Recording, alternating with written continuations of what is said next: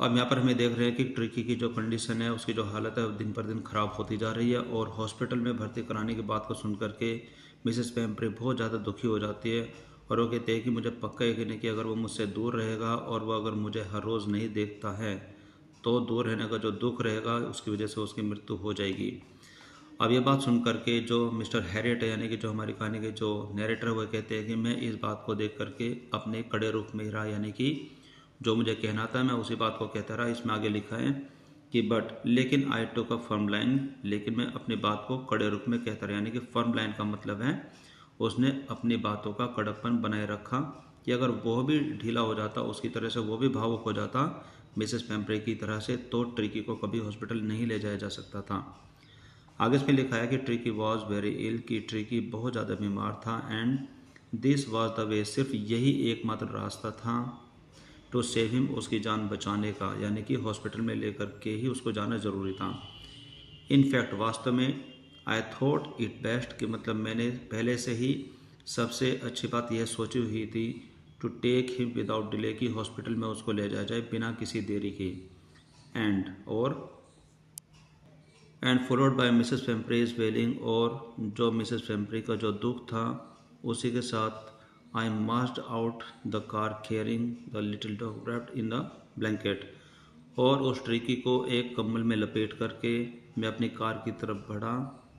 I marched out the car, यानी कि मैं कार की तरफ बढ़ा, कैरिंग द लिटिल डॉग, कुत्ते को हाथ में लिए हुए, यानी कि गोद में लिए हुए, wrapped इन अ ब्लैंकेट, एक कम्बल में लपेटे हुए।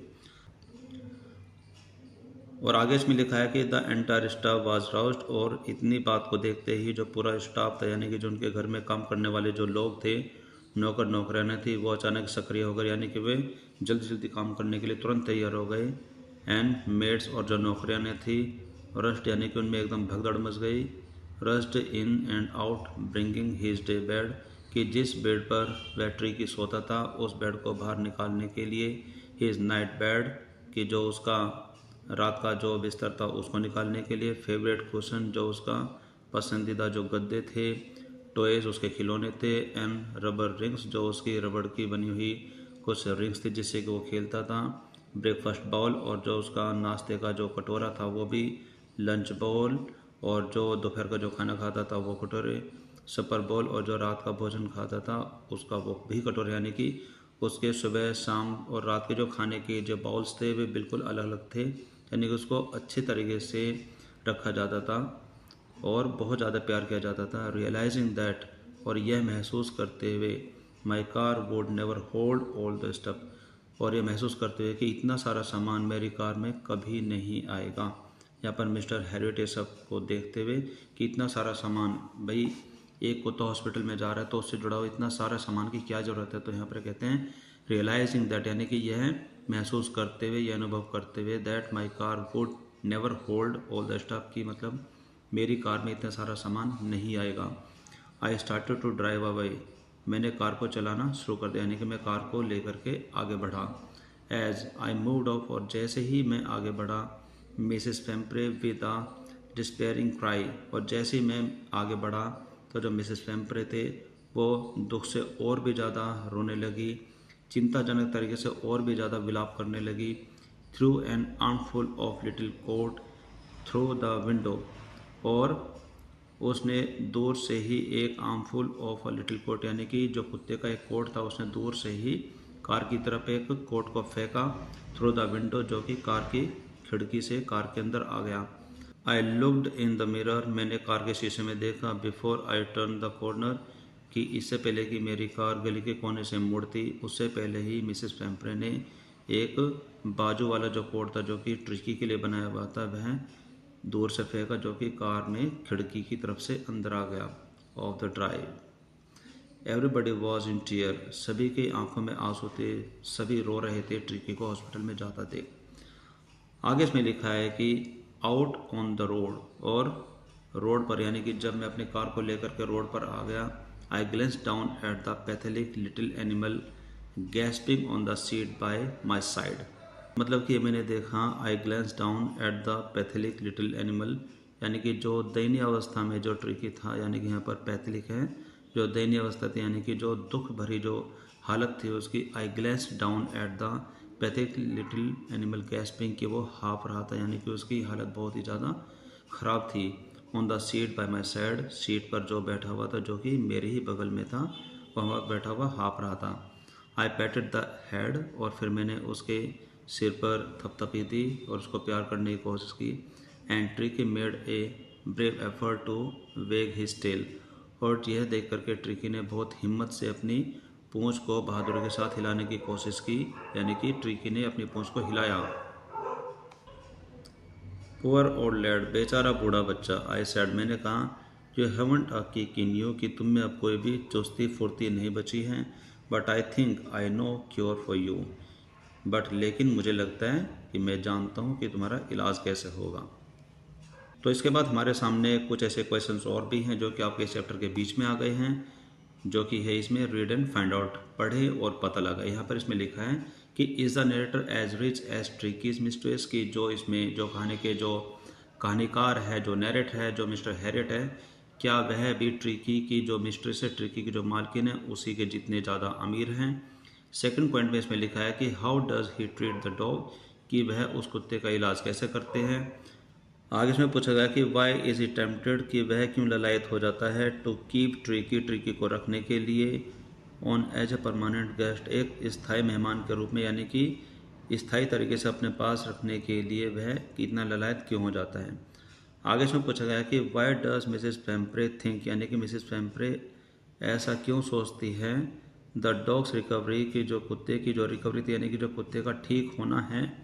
Is a Triumph of surgery, यह चिकित्सा की एक विजय है, वो ऐसा क्यों सोचती है। तो आगे कहानी को बढ़ाते हुए देखते हैं और ये सारी बातों का हम पता लगाते हैं कि ऐसा इसमें क्यों है। तो कहानी को आगे बढ़ाते हुए हम इसमें देखते हैं कि आगे इसमें क्या लिखा है। इसमें लिखा है कि एट द सर्जरी, और चिकित्सालय में, यानी कि जहाँ पर कुत्तों का इलाज किया जाता है वहाँ पर लिखा हुआ है द सर्जरी। तो चिकित्सालय में जब मैं उसको लेकर के पहुँचा, the house hold dogs search around me,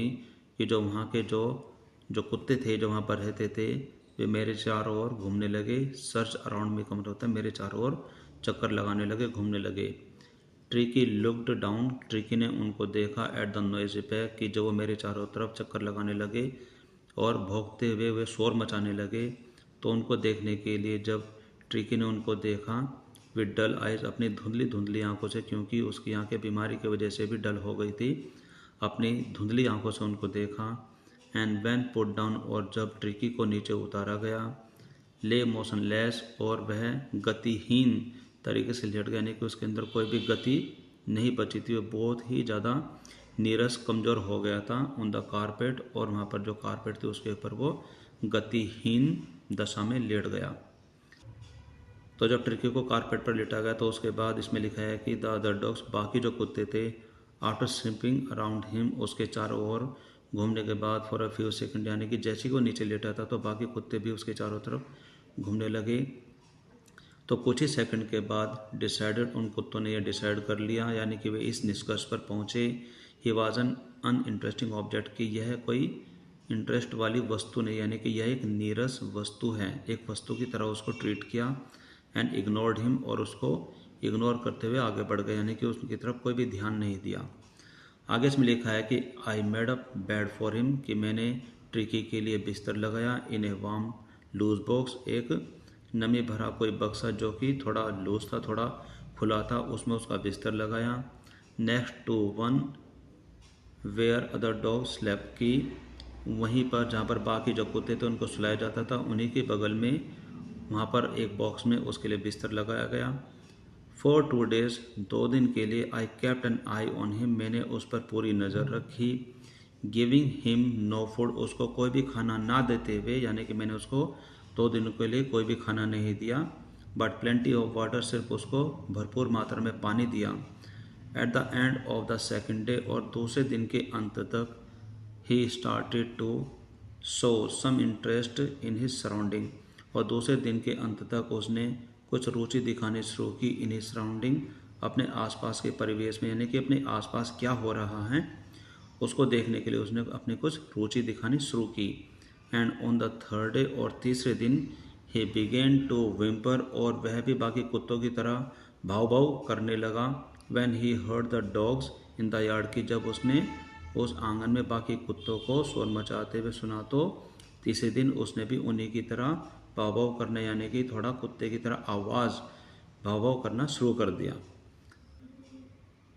आगे इसमें लिखा है कि when I open the door, और जब मैंने दरवाज़ा खोला, ट्रिकी ट्रोटेड आउट, ट्रिकी अपने छोटे छोटे कदम को भरते हुए यानी कि धीरे धीरे चलते हुए बाहर आया, and was immediately engulfed by Joe, और जो के द्वारा घेर ले गया द ग्रे हाउंड, एक शिकारी कुत्ता, यानी कि वहाँ पर एक शिकारी कुत्ता था जो उसके द्वारा उसको घेर ले गया, एंड हिज फ्रेंड्स, और उस शिकारी कुत्ते के और भी कुछ फ्रेंड्स थे, यानी कि जो और उसके दोस्त जो कि शिकारी कुत्ते थे उनके द्वारा उसको घेर लिया गया। आफ्टर रोलिंग हिम ओवर, उसके चारों तरफ घूमते हुए, एंड थॉरोली इंस्पेक्टेड, और पूर्ण रूप से उसका निरीक्षण करते हुए, the dogs moved of down the garden, फिर वे सारे के सारे जो कुत्ते वे नीचे बगीचे में चले गए। ट्रिकी फॉलोड देम, ट्रिकी भी उनके पीछे पीछे चला गया। रोलिंग स्लाइटली, लुढ़कता हुआ, धीरे धीरे गिरता पड़ता हुआ, विद हिज सरप्लस फैट, की जो उसके पास जो अतिरिक्त जो उसका वजन था, जो उसकी चर्बी चढ़ी हुई थी उसकी बॉडी पर, उसकी वजह से लुढ़कता पुढ़कता वो भी उनके पीछे पीछे बगीचे में नीचे चला गया। लेटर दैट डे, उस दिन के बाद, I was present at feeding time, और कुत्तों के खाने खाने के समय पर मैं भी वहाँ पर उपस्थित रहा। आई वॉच्ड, मैंने देखा, while Tristan slopped the food into the bowl, कि जब ट्रेसन ने जाके वहाँ पर देख रेख करने के लिए एक व्यक्ति को रखा था जिसका नाम था ट्रेसन, ट्रेसन ने जब उनका खाना उनके कटोरे में परोसा, यहाँ पर स्लॉप का मतलब होता है खाना परोसना, there was the usual headlong rush, कि वहाँ पर एक बहुत बड़ी भगदड़ मच जाती थी जो कि हमेशा की तरह होती थी, followed by the sound of high speed eating, कि वहाँ पर जो बड़ी जल्दी जल्दी खाते हुए जो उनकी आवाज़ आती थी उसकी तरफ से जो वहाँ पर भगदड़ मच जाती थी, वो हमेशा की तरह ऐसा ही हुआ। एवरी डॉग न्यू दैट, कि हर एक कुत्ते को पता था, इफ़ ही फेल बिहाइंड, कि अगर वो पीछे रह गया, the other he was liable to have some competition for the last part of his meal, कि अगर वो बाकी कुत्तों से पीछे रह गया कि उसे एक कंपटीशन लड़ना पड़ेगा। ही वॉज लिएबल, कि वह जिम्मेदार रहेगा, यहाँ पर लिएबल का मतलब रहेगा वह जिम्मेदार रहेगा, टू हैव सम कंपटीशन, एक प्रतियोगिता का सामना करने का ही वह जिम्मेदार रहेगा, for the last part of his meal, कि अपने खाने का जो अंतिम भाग था उसको प्राप्त करने के लिए जो वहाँ पर कंपटीशन रहेगा, जो प्रतियोगिता रहेगी, उसके लिए वो खुद ही जिम्मेदार रहेगा। तो इसकी वजह से जैसे ही वो ट्रेसन उन कटोर में खाना परोसता था तो वहाँ पर कुत्तों में एक भगदड़ मच जाती थी कि वो कौन पहले खाएगा। आगे इसमें लिखा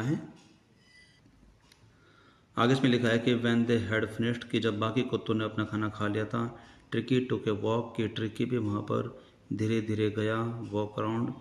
द शाइनिंग बॉल, और वहाँ पर जो चमकती जो कटोरियाँ थी, जो कटोरे थे कुत्तों के खाने वाले, उनके चारों तरफ घूमा, लीकिंग कैजुअली इनसाइड वन और टू ऑफ देम, और उनमें से एक दो कटोरों को कैजुअली चाटते हुए, यानी कि हल्के फुल्के तरीके से उनको चाटते हुए उनके चारों ओर घूमता रहा। नेक्स्ट डे, अगले दिन, एन एक्स्ट्रा बोल, एक अतिरिक्त जो कटोरा, वाज पुट, वहाँ पर रखा गया, पुट आउट फॉर हिम, उसके लिए रखा गया, यानी कि ट्रिकी के लिए वहाँ पर एक अन्य कटोरा भी रखा गया खाने के लिए। एंड आई वॉज प्लीज्ड, और मैं बहुत खुश था, टू सी, और मैं यह देखकर बहुत ज़्यादा खुश था, jostling his way towards it, कि वह पूरे जोश से पूरी मेहनत से उस कटोरे की तरफ बढ़ रहा था। फ्रॉम देन ऑन, और तब से ही हिज प्रोग्रेस वॉज रैपिड, कि उसकी जो हालत की जो उसकी कंडीशन थी उसमें बहुत तेज़ी से सुधार आया। आगे इसमें लिखा है कि he had no medicinal treatment of any kind, कि उसका जो इलाज था वह किसी भी दवाई से नहीं हो रहा था, यानी कि उसको किसी भी दवाइयों वाला इलाज नहीं दिया जा रहा था, उसको कोई भी दवाई नहीं दी जा रही थी, बट बल्कि all the day he run about with the dogs, बल्कि वो पूरे दिन बाकी कुत्तों के साथ इधर उधर घूमता रहता, दौड़ता रहता।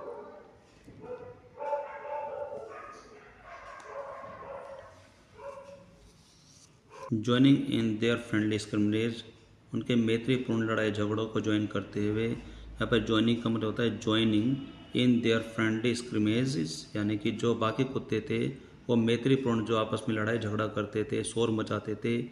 उनको ज्वाइन करते हुए ही डिस्कवर्ड द जॉय, उसको वहाँ पर बहुत ज़्यादा खुशी मिली, और बीइंग बाउल्ड ओवर,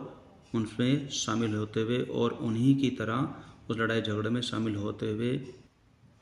ट्रैम्प्टेड ऑन, और वहाँ पर धीरे धीरे वो चला, एंड स्क्वेज्ड, और धीरे धीरे वहाँ पर नीचे भी गिरा। एवरी फ्यू मिनट, हर कुछ मिनट्स के बाद वो अपने भारी भरकम शरीर की वजह से वो नीचे भी गिरा। He became an accepted member of the gang, और वहाँ पर एक उनका एक्सेप्टेड मेंबर बन गया, और जो बाकी कुत्ते थे उनका वह एक स्वीकृत मेंबर बन गया, यानी कि बाकी कुत्तों ने उसको स्वीकार कर लिया था अपनी गैंग में, यानी कि अपने ग्रुप में। एन अनलाइकली, एक असंभावित silky little object among the shaggy crew, और जो बाकी जो कुत्ते थे वे झबरालू कुत्ते थे, उनके जो जो बाल थे वे लंबे बाल थे और झबरालू टाइप के बाल थे, और उन सब के बीच में अनलाइकली एन, एक असंभावित ऑब्जेक्ट जिसके सिल्की बाल थे, यानी कि उन सब के बीच में एक सिल्की बालों वाली एक चीज़ जो कि ट्रिकी के रूप में थी। उन्होंने उन सबको मिलकर के ट्रिकी को एक्सेप्ट कर लिया, और उनका वो एक स्वीकार किया जाने वाला एक मित्र बन गया। फाइटिंग लाइक ए टाइगर, एक टाइगर की तरह लड़ाई करते हुए, फॉर हिज शेयर, अपने हिस्से के लिए, एट मील टाइम, भोजन के समय पर, यानी कि जिस तरीके से भोजन के समय पर कटोरों में जो भोजन परोसा जाता था और बाकी जो कुत्ते थे अपने अपने हिस्से के लिए दौड़ पड़ते थे, उसी दौड़ में वह टाइगर की तरह लड़ाई करते हुए अपने हिस्से के लिए। एंड हंटिंग रैट्स, और चूहों का शिकार करते हुए, in the old hen house at night, और जो पुराने जो मुर्गी के जो दड़बे थे जिसमें मुर्गी रहती थी उसमें चूहों का शिकार करते हुए उसे काफ़ी इंजॉय महसूस किया, यानी कि उसको काफ़ी आनंद मिला। He had never had such A time in his life, उसने इस प्रकार का समय अपने संपूर्ण जीवन में, यानी कि अपने पूरी लाइफ में कभी नहीं जिया था, जो कि समय वो यहाँ पर बाकी कुत्तों के साथ इस हॉस्पिटल में बिता रहा था। आगे इसमें लिखा है कि ऑल द वाइल, उन दिनों पूरे समय, Mrs Pumphrey hovered anxiously in the background, कि बैकग्राउंड में जो मिसेस फैम्प्रे हैं वो चिंता से मंडराती रही, यानी कि उनके मन में हमेशा चिंता ही बनी रही। यहाँ पर हॉवर्ड एंक्सियसली का मतलब है चिंताजनक रूप से मंडराती रही। Ringing a dozen times a day, एक दिन में दर्जनों फ़ोन करते हुए, for the latest bulletin, Tricki के बारे में ताज़ा ताज़ा जानकारी प्राप्त करने के लिए। यहाँ पर लेटेस्ट बुलेटिन का मतलब होता है ताज़ा ताज़ा जानकारी प्राप्त करने के लिए। I dodged the question about whether his questions were being turn, की फिर मैंने कुछ क्वेश्चन के लिए बहानेबाजी भी की, यानी कि मैंने कुछ क्वेश्चन को टाल दिया। द क्वेश्चन अबाउट, जो क्वेश्चन किस बारे में थे, about the weather his question were being turn, कि क्या उसके जो क्वेश्चन है, जो उसके गद्दे हैं, क्या वो बदले जा रहे हैं रेगुलरली, लगातार तरीके से क्या उसके गद्दों को बदला जा रहा है, और या फिर his correct coat worn according to the weather, क्या मौसम के हिसाब से उसको सही कोट को पहनाया जा रहा है। तो ऐसे ऐसे क्वेश्चन को लिए मैंने टालम टोली करना शुरू कर दिया। But I was able to tell her, लेकिन मैं उसको यह बताने में योग्य था, यानी कि मैं उसको यह बता पाया कि दैट, कि the little fellow was out of danger, कि जो वो ट्रिकी है वो खतरे से बाहर है, यानी कि द लिटिल फेलो है कि जो वो छोटा बच्चा है, यहाँ पर ट्रिकी के लिए लिखा हुआ है कि the little fellow was out of danger, कि वो खतरे से बाहर है। एंड कन्वेलेसिंग रैपिडली, और शीघ्रता से उसकी हालत में सुधार आ रहा है। यहाँ पर कन्वेलेसिंग का मतलब होता है कि इलाज के दौरान जब मरीज़ की हालत में सुधार आ रहा हो उसको बोलते हैं कन्वेलेसिंग। तो यहाँ पर ये कहते हैं कि मिस्टर हैरिट उनको बताने में ये कामयाब रहे कि मतलब जो ट्रिकी है उसकी हालत में सुधार आ रहा है बड़ी शीघ्रता से। द वर्ड कन्वेलेसिंग, यह शब्द सुनते ही seemed to do something to Mr Pumphrey, कि ये सब सुनते ही मिस्टर फैम्प्री को पता नहीं कुछ हो गया था। She started to bring around fresh egg, कि वह एकदम ताज़े अंडे लाने लगी। She started to bring round fresh egg, कि वह ताज़ा अंडे लाने लगी, यानी कि उन्होंने ताज़ा अंडों को लाना शुरू कर दिया। टू डजन्स एट टाइम, यानी कि एक समय पर 2 दर्जन अंडों को लाना शुरू कर दिया। To build up Tricki's strength, Tricki की जो ताकत है उसको और भी सुधारने के लिए, उसको और भी मजबूत बनाने के लिए उन्होंने एक समय पर 2-2 दर्जन अंडे लाना शुरू कर दिया। फॉर ए हैप्पी पीरियड, और एक खुशी का जो समय था उस समय के दौरान, माई पार्टनर एंड आई, मेरा साथी और मैं दोनों ने, had 2 eggs each for breakfast, कि हमने उनमें से अपने ब्रेकफास्ट के टाइम पर 2-2 अंडे लेने शुरू कर दिए। बट लेकिन when the bottles of wine began to arrive, लेकिन जब शराब की बोतलें आना शुरू हो गई, यानी कि ट्रिकी को शराब भी दी जाती थी, लेकिन जब शराब की बोतलें वहाँ पर आना शुरू हुई, the real possibilities of situation, वहाँ की जो स्थिति थी उसमें एक संभावित, एक सचमुच की एक संभावना नज़र आने लगी। Began to dawn on the household, के वहाँ पर घर के सामानों का ढेर लग जाएगा, यानी कि वहाँ पर बहुत सारा सामान इकट्ठा हो जाएगा। आगे इसमें लिखा है कि it was to enrich Tricki's blood, कि ये सब ट्रिकी के खून को पुष्ट करने के लिए था, यानी कि ट्रिकी के खून को और भी अच्छा करने के लिए था, जिससे कि वो जल्दी से जल्दी ठीक हो जाए। Lunch became a ceremonial occasion, कि जो उसका लंच था यानी कि दोपहर को जो खाना था वो सेरेमोनियल ओकेशन की तरह था, बिल्कुल अवसर, जैसे कि ये कोई पार्टी मनाई जा रही है, बिल्कुल उसकी तरह था। विद 2 ग्लासेस ऑफ वाइन, 2 गिलास शराब को एक साथ में। Before the several during the meal, यानी कि जितने भी बार वो खाना खाता था उससे पहले 2 शराब के उसको गिलास दिए जाते थे। इतना सब आते हुए भी हमें एक बार बिल्कुल भी विश्वास नहीं होता, उसके लिए इसमें लिखा है कि वी कुड हार्डली बिलीव, कि हम मुश्किल से विश्वास कर पा रहे थे। When the brandy came to put a final edge of Tricki's constitution, कि जब ट्रिकी को गठित करने के लिए अंतिम रूप से वहाँ पर ब्रांडी, यानी कि एक अलग प्रकार की जो शराब है जिसका नाम ब्रांडी है, वो भी आ गई, जो कि अंतिम रूप से जो ट्रिकी का गठन था उसके शेड्यूल में थी, यानी कि उसकी सूची में थी। फॉर अ फ्यू नाइट्स, कुछ रातों के लिए, the fine spirit was rolled around, की कुछ रातों के लिए जो ब्रांडी है वो इधर उधर लुढ़कती रही। इनहेल्ड, उसको सूंघा गया। एंड रेवरेंटली ड्रंक, और बाद में श्रद्धापूर्वक उसको पिया भी गया।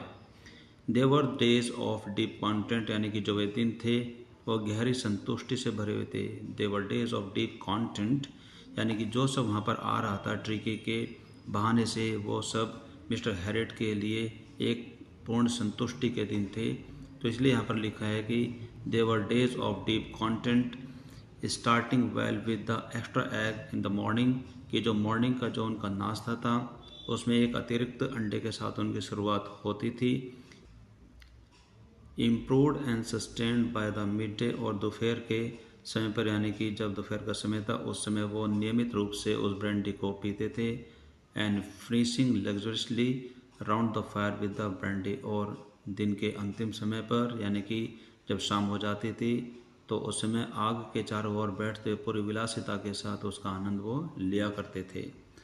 आगे इसमें लिखा है कि it was a temptation to keep Tricki on as a permanent guest, कि ये सब चलते हुए मिस्टर हैरिट के मन में एक लालसा भी आ गई थी। इट वॉज ए टेम्पटेशन, यानी कि एक लालसा थी, यानी कि एक लालसा आ गई थी उनके मन में, to keep Tricki on as a permanent guest, की ट्रिकी को एक नियमित रूप से अपने पास ही रखा जाए एक मेहमान के रूप में। यानी कि वहाँ पर ट्रिकी रहेगा तो उसके बहाने से सारी चीज़ें, सारी विलासिता की चीज़ें, खाने पीने की चीज़ें मिस्टर हैरिट और उसके पार्टनर को मिलती रहेगी। बट लेकिन I knew Mrs Pumphrey was suffering, लेकिन यहाँ पर जो नरेटर वो ये भी कहते हैं, लेकिन मुझे पता था कि मिसेस वेम्प्रे बहुत ही कष्ट भोग रही है, यानी कि वो बहुत ही ज़्यादा चिंताजनक स्थिति से गुजर रही है। एंड आफ्टर अ फोर्टनाइट, और 15 दिनों के समय के बाद, यहाँ पर फोर्टनाइट का मतलब होता है 15 दिनों का जो समय है, उस 15 दिनों के समय के बाद फेल्ट कंपेल्ड टू फ़ोन, और उनको फ़ोन करने की व्यवस्था मैंने महसूस की। यहाँ पर फेल्ट कंपेल्ड होता है व्यवस्था महसूस करना, यानी कि मजबूरी महसूस करने, यानी कि 15 दिनों के समय के बाद मैंने उनको फ़ोन करने की मजबूरी महसूस की। एंड टेल हर, और उनको ये बताना पड़ा that the little dog had recovered, की जो कुत्ता है यानी कि जो ट्रिकी है वो ठीक हो गया है। एंड वॉज अवेटिंग कलेक्शन, और आपके द्वारा उसे ले जाने के लिए वह प्रतीक्षा कर रहा है। यहाँ पर वॉज अवेटिंग होता है प्रतीक्षा में रहना, और कलेक्शन मतलब उसको वहाँ से लेकर के जाने के लिए यहाँ पर इसमें कलेक्शन लिखा हुआ है। एंड वॉज अवेटिंग कलेक्शन, और आपके द्वारा उसको यहाँ से ले जाए जाने के लिए वो प्रतीक्षा कर रहा है। आगे इसमें लिखा है कि विद इन मिनट्स, और कुछ ही मिनटों में, about 30 feet of gleaming black metal grew up outside the surgery, और कुछ ही मिनटों में एक 30 फीट लंबी चमचमाती ब्लैक कलर की गाड़ी grew up outside the surgery, उस चिकित्सालय के बाहर थी। The chauffeur open the door, और ड्राइवर ने उसका दरवाज़ा खोला। यहाँ पर शॉफर का मतलब है ड्राइवर, यानी कि कार चालक ने दरवाज़ा खोला। And I could just make out the figure of Mr Pumphrey almost lost in the interior. और मैं बड़ी मुश्किल से ही मिसेस फेम्प्री को उसमें देख पा रहा था, क्योंकि मैं उस कार का जो इंटीरियर था, यानी कि जो उस कार के अंदर की जो सजावट थी, मैं उसको देख करके खो गया था। यानी कि वह इतनी सुंदर कार थी कि मैं मिसेस फेम्प्रे पर कम ध्यान दे पाया और उसकी सुंदरता में मैं खो गया। फिर आगे इसमें लिखा है कि her hands were tightly clasped in front of her, कि her hands were tightly clasped in front of her, उसके जो हाथ थे वे एक दूसरे को कसकर पकड़े हुए थे अपने सामने। Clasped in front of her lips trembled, उसके जो होठ थे वो कांप रहे थे, यानी कि काफ़ी चिंता हो रही थी। फिर अपनी कपकपी जताते हुए उसने मिस्टर हैरियट से सवाल पूछा, oh mister Herriot, do tell me the truth. Mister Herriot, कृपया मुझे सच बताइए। इज ही रियली बेटर, क्या वो सचमुच ही बेटर है, क्या वो सचमुच ही पहले से ज़्यादा अच्छा है? कहा कि येस ही इज़ फाइन, जी हाँ वे बिल्कुल ठीक है। There is no need for you to get out of the car, यानी कि आपको कार से बाहर आने की कोई आवश्यकता नहीं है। I will go and fetch him, मैं जाता हूँ और उसको लेकर आता हूँ। यानी कि यहाँ पर मिस्टर हैरियट ने मिसेस फेम्प्रे से कहा कि आपको कार से उतरने की कोई आवश्यकता नहीं है, मैं जाता हूँ और उसको लेकर के आता हूँ। हाँ वो सचमुच ठीक है। I walked through the house into the garden, मैं घर से होता हुआ पीछे बगीचे में गया। अ मास ऑफ डॉग्स, वहाँ पर बहुत सारे कुत्ते थे। A mass of dogs was hurling round round, यानी कि वहाँ पर एक बहुत सारे कुत्तों का जो झुंड था वो इधर उधर शोर मचाता हुआ घूम रहा था। The lawn and in their midst, और उनके बीच में, यानी कि जो वो लॉन था, पीछे बगीचे का जो लॉन था, उसमें बहुत से कुत्ते थे इधर उधर घूम रहे थे। और उनके बीच में and in their midst, year flapping, कानों को फड़फड़ाता हुआ, टेल वेविंग, और पूंछ को हिलाता हुआ, was the little golden figure of Tricki. उन सब कुत्तों के बीच में उस ट्रीकी की पीले रंग की एक छोटी सी आकृति नजर आ रही थी, यानी कि उन सब कुत्तों के बीच में वो ट्रीकी पूंछ हिलाता हुआ और अपने कानों को फड़फड़ाता हुआ नजर आ रहा था। इन 2 वीक्स, इन 2 सप्ताह में, he had been transform into a life, कि वह एकदम लचीले एंड हार्ड मसल्ड एनिमल, वह लचीले और एकदम जानदार मांसपेशियों वाले जानवर में बदल गया था। He was keeping up well with the pack, और वह बाकी कुत्तों के साथ पूरी तरीके से घुल मिल गया था। वह उनके साथ साथ घूमता रहता था, एकदम अच्छे तरीके से उनके साथ कदम से कदम मिला करके वो चल रहा था। Stretching out in a great bound, और अपने आप को अंगड़ाई देते हुए, यानी कि स्ट्रेच करते हुए, his chest almost brushing the ground, उसके जो चेस्ट थी, उसकी जो छाती थी, वह लगभग नीचे ग्राउंड को छू रही थी। आगे इसमें लिखा है कि आई कैरिड हिम बैक, मैं उसको वापस लेकर के आया, अलोंग, अपने साथ, यानी कि मैं उसको अपने साथ वापस लेकर के आया। The passage to the front of the house, यानी कि घर के अंदर का जो रास्ता था वहाँ से होते हुए बाहर, घर के बाहर उसको लेकर के आया। द पैसेज, यानी कि यहाँ पर जो घर का जो रास्ता है उसके लिए इसमें लिखा है passage to the front of the house, यानी कि घर के सामने उसको लेकर के आया, जहाँ पर मिसेस फेम्प्रे उसका इंतज़ार कर रही थी। The chauffeur was still holding the car door open, और कार का जो ड्राइवर था वो जब तक कार के दरवाजे को खुला हुआ रखे हुए था। And when the Tricki saw his mistress, और जैसे ही ट्रीकी ने अपनी मालकिन को देखा, he took off from my arm in a tremendous leap, और वह जोरदार छलांग लगाते हुए मेरी बाजुओं से नीचे उतरा, यानी कि मेरी गोद से वो नीचे उतरा। And sailed into Mrs Pumphrey's lap, और जाकर के मिस्टर फेम्प्रे की गोद में बैठ गया। And she gave a startled oh, और एक राहत की सांस लेते हुए कुत्ते को अपने गोद में पा करके मिसेस फेम्प्रे ने कहा, oh, and then had to defend herself, और खुद को उनको बचाना पड़ा। As he swarmed over her licking her face, और जैसे वो उनकी गोद में गया और वो बड़ी मस्ती से आगे बढ़ कर के उनके चेहरे को चाट रहा था। एंड बार्किंग, और भौंक रहा था। ड्यूरिंग द एक्साइटमेंट, इस एक्साइटमेंट के दौरान, इस उत्सुकता के बीच में, यानी कि जब मिसेस फेम्प्रे बहुत खुश हो रही थी, बहुत सी उत्साहित हो रही थी, इसी उत्साह के बीच में, आई हेल्प द शॉफर, मैंने ड्राइवर की सहायता की, to bring out the beds, toys, cushion, coats and bowls, none of which had been used, यानी कि वे सारी वस्तुएं जिनमें से कुछ भी यूज़ नहीं किया गया था, मैंने ड्राइवर की सहायता की उन सारी वस्तुओं को बाहर लाने में, जो कि थी बेड्स थे, खिलौने थे, गद्दे थे और कोट्स थे और उनके जो ट्रिकी के जो कटोरे थे, जो बर्तन थे जो कि कभी भी यूज़ नहीं किए, तो सारी चीज़ों को लाने में मैंने उनके ड्राइवर की सहायता की। As the car moved away, और जब कार आगे बढ़ी, Mrs Pumphrey leaned out of the window, कि कार की खिड़की से मिसेस फेम्प्रे ने बाहर की तरफ देखा। Tears shown in her eyes, उनकी आंखों में आंसू नजर आ रहे थे। हर लिप्स ट्रिम्बल्ड, उनके होठ फड़फड़ा रहे थे और कांप रहे थे, और साथ साथ वो बोल रही थी, ओ मिस्टर हैरियट, अरे मिस्टर हैरियट, शी क्राइड, वह रोते हुए बोल रही थी और बड़े जोर से वो कह रही थी, how can I ever thank you, मैं कभी आपका धन्यवाद कैसे दे सकती हूँ। This is a Triumph of surgery, यह वास्तव में चिकित्सा की विजय है। वो रोते रोते बड़ी खुश हो रही थी, और खुश होते होते वो रो भी रही थी, और वो जाते हुए कार से झुकते हुए बाहर की तरफ देखते हुए मिस्टर हैरियट को कह रही थी, मैं आपका धन्यवाद कभी कैसे अदा कर सकती हूँ, यह तो वास्तव में चिकित्सा की विजय है। और यहाँ पर आप देख रहे हैं जेम्स हैरियट, ये हमारे इस कहानी के नरेटर हैं, जो कि हमें ये पूरी कहानी सुना रहे थे। Well my dear students, I hope कि आपको आज का चैप्टर बहुत पसंद आया होगा और आपने आज की कहानी को बहुत इंजॉय भी किया होगा, जिसमें हमने ये सीखा है कि अगर हम किसी भी पेट को अपने घर में रखते हैं और उसको लाड़ दुलार प्यार बहुत ज़्यादा करते हैं, लेकिन इस सब बीच में हम उनकी सेहत को भूल जाते हैं, जो कि हमें कभी भूलना नहीं चाहिए। जैसा कि इसके अंदर बताया कि मिसेस फेम्प्रे के पास एक ट्रिकी नाम का कुत्ता है, जो कि बहुत ज़्यादा लाड़ प्यार दुलार एकदम बरसाया जाता था उसके ऊपर, ओवरवेटेड कर दिया, उसको खिला पिला करके न जाने क्या क्या उसको खिलाया जाता था, जिसकी वजह से वो बीमार हो गया। लेकिन हमें ऐसा नहीं करना चाहिए, हमें सभी पेट का ध्यान रखना चाहिए, जितने भी सारे जानवर हम पालते हैं। चलो अच्छी बात है हम उसको पाल रहे हैं, लेकिन हमें उनकी सेहत का भी ध्यान रखना चाहिए। आई होप कि आपने सारे चैप्टर को बड़े ध्यान से सुना होगा और एक एक सेंटेंस को समझने की कोशिश की होगी, और साथ साथ आपने अपने इंग्लिश को भी इम्प्रूव करने की कोशिश की होगी।